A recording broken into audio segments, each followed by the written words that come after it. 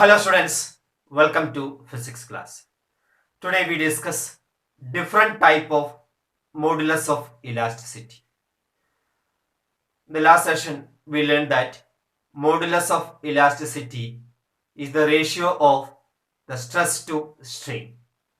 The stress by strain will be a constant and that constant of proportionality is known as modulus of elasticity. We know that the stress can be applied or the stress can be acted on a body in different way. So this stress produce the different type of strain in this body.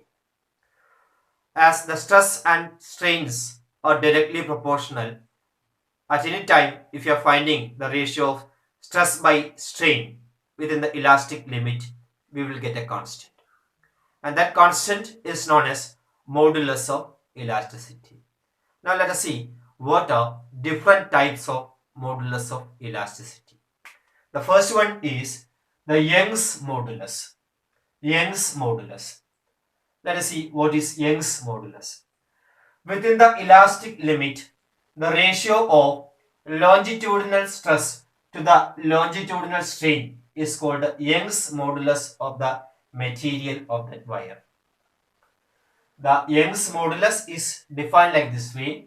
Within the elastic limit, the ratio of longitudinal stress to the longitudinal strain is called Young's modulus of the material of the wire.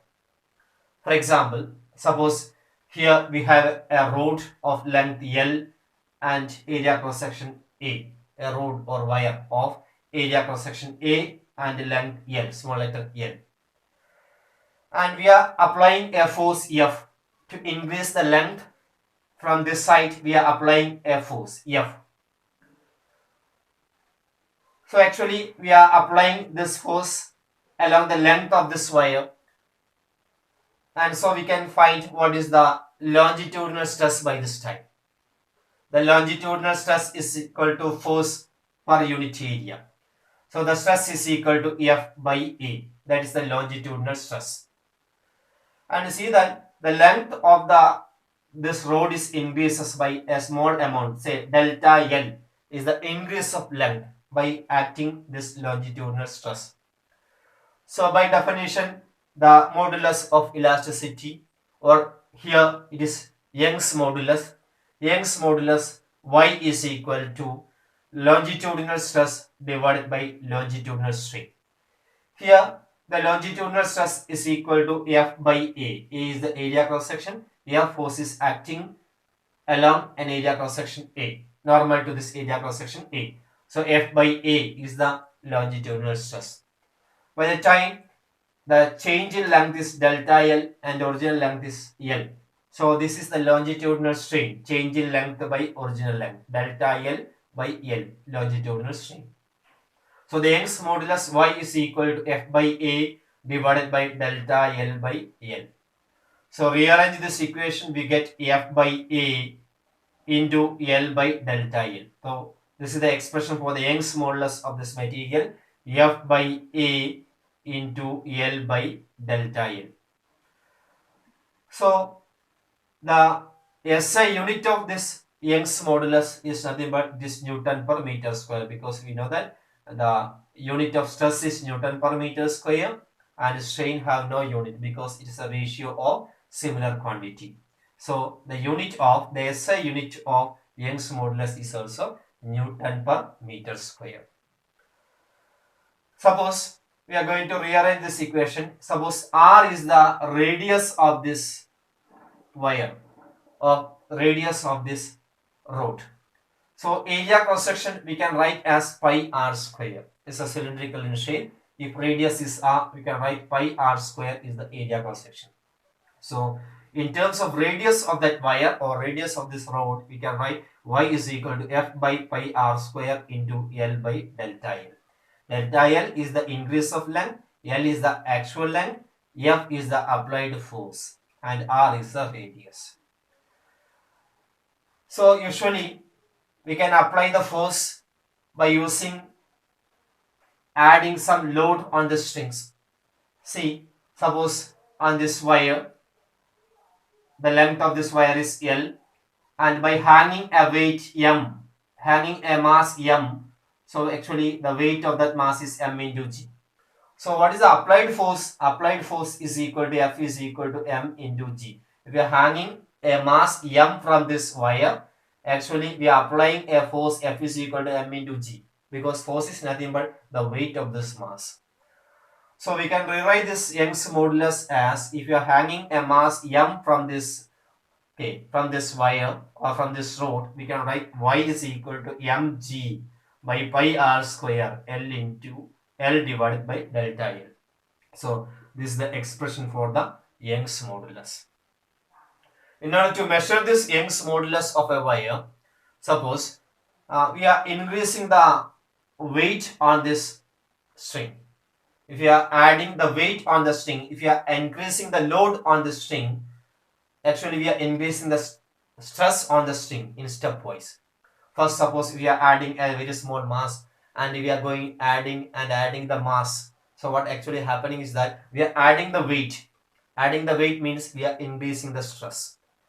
So after increasing the stress, we can see that once the stress is increases, the strain also increases, or the extension produced in the wire is also increases. So we are trying to plot a graph between the load and extension. We are adding the weight on the string, actually we are increasing the load, and we are finding what is the extension produced in the strings, and we are plotting a graph between the load and extension by taking the load on x-axis and extension on y-axis. This is nothing but our string of length L, initial length is L, and a mass M is hanged from the string. So actually the weight of the mass is M into G, so that much stress is acted on that string. So its length is increases, or we can say it is extended, and by adding more and more weight, we are just checking what is the extension when we are adding the weight. So you can see that when the weight is adding, the extension is also increases. When the load increases, extension also increases. So we're getting a straight line between the load and extension. So what is the slope of this graph? Suppose this angle is theta, so we are going to find the slope tan theta. Tan theta is equal to, if you are finding the tan theta here, this is theta. What is tan theta is, this is delta L, and on this is actually load. Load can be written as M into G. So tan theta is equal to delta L by mg. From this graph, tan theta is equal to delta L by mg. So Young's modulus, we know that mg by pi r square into L by delta L. So mg by delta L we can write as the 1 by tan theta, reciprocal of the slope, 1 by tan theta, 1 by tan theta. So instead of mg by delta L, we are writing as 1 by tan theta. So L by pi r square is the L by pi r square. So once you know the slope of this graph, we can easily find the Young's modulus of this material of this wire. So in this way, we can measure the Young's modulus of the material of the wire. So remember, the Young's modulus of a material actually measure. The Young's modulus of a material is large. Large force is required to produce a small change in length. So that is the significance of Young's modulus of the material. If a particular material having more Young's modulus, it means if the Young's modulus of a material is large, large force is required to produce a small change in length.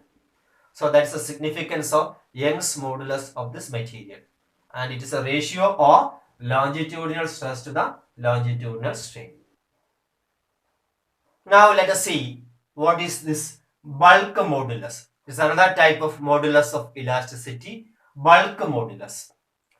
So the definition is, within the elastic limit, the ratio of normal stress to the volumetric strain is called bulk modulus of elasticity. Within the elastic limit, the ratio of normal stress to the volumetric strain is called bulk modulus of elasticity. Let us see an expression for the bulk modulus of elasticity. Suppose we have a body of volume V. Initial volume of this body is V, and suppose we are immersing this volume or this body into a fluid. We are just immersing this body into a fluid. You can see that uniformly from all sides force is acting on this body. The force is uniform. So otherwise we can say, as it is immersed in a fluid, the equal pressure is acted on this body in from all directions. The force is uniform. So a uniform stress is acting throughout this body. So its volume is decreases as the force is acting from all sides. Its volume decreases. Say there is a change in volume by delta V. There is a decrease in volume by delta V. So the new volume become V minus delta V. V minus delta V. So we are writing that bulk modulus is equal to normal stress by volumetric strain. Normal stress by volumetric strain. Suppose F is the force on area A. So we can write the normal stress is equal to F by A. F is the normal force acting on an area A on this body. So we can write in the normal stress is equal to F by A divided by volume strain, change in volume delta V by V. We are writing delta V as minus because there is a decrease in volume. That's why we putting delta V as negative. That's why we have a minus sign here. Minus F by A divided by delta V by V. So the volume or bulk modulus is equal to minus F by A into V by delta V. Or otherwise we can write F by A is pressure. F by A is the pressure. You can see that once it is immersed in a fluid, the pressure is exerted from all the sides. So we can easily measure the pressure. Force per unit area is pressure. So we are writing P into V by delta V.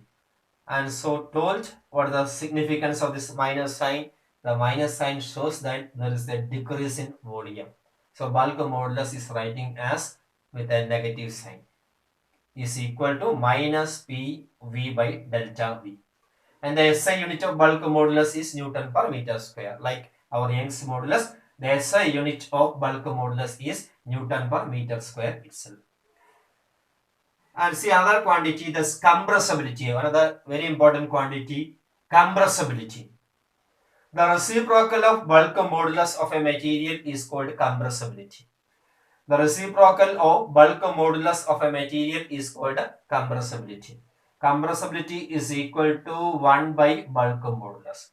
And the SI unit of this compressibility is Newton raised to minus 1 meter square. And its dimension is m raised to minus 1, L raised to 1, T raised to 2. And see what the significance of this bulk modulus is. If the bulk modulus of a particular material is very large, it is very difficult to compress that body. It is maybe somewhat rigid. Usually, all solid body having a very high value of bulk modulus. It means it is very difficult to compress the solid body. But the gas and the liquid having a very small value of bulk modulus. It means that gas is very easy to compress. By applying a force, we can easily compress the gas. But the solid is rigid and it is difficult to compress the solid because it is having a very high value of bulk modulus. That is the significance of this bulk modulus.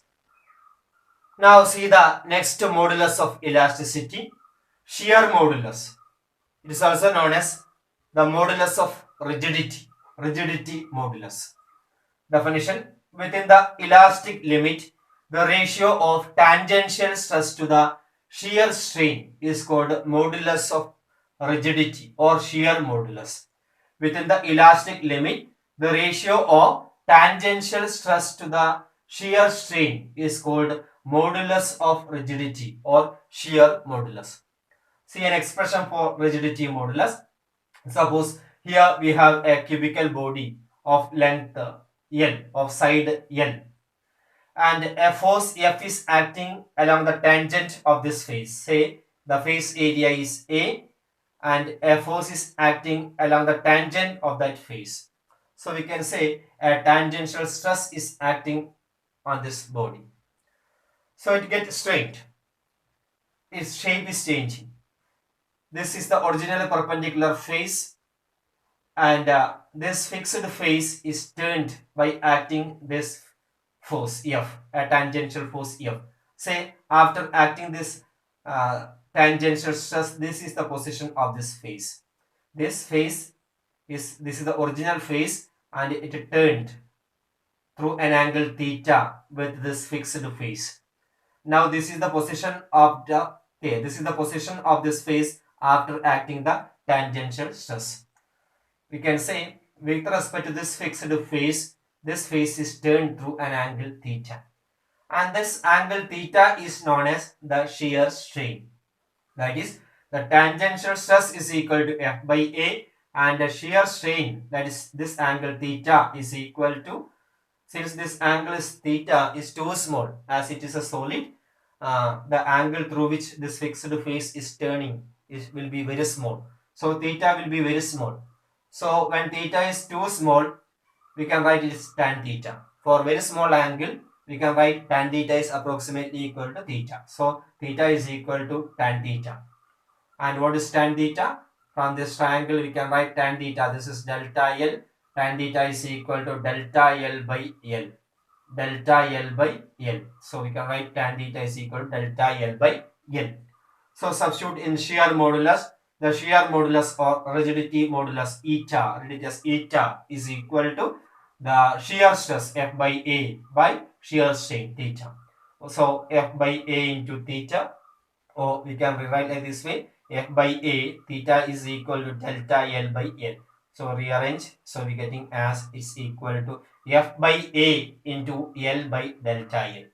F by A into L by delta L. L is the side of this cube, and delta L is the distance moved by this fixed phase after applying this tangential stress. F by A into L by delta L. And so the unit and dimension, the unit is Newton per meter square, and the dimension is m L raised to minus 1 T raised to minus 2. The dimension of all modulus of elasticity is same because it is a ratio of stress to strain. Now see, as only solid have length and shape, we know that the solid have only the size and shape, proper size and shape, the length and shape. So the Young's modulus and shear modulus are relevant only for solid.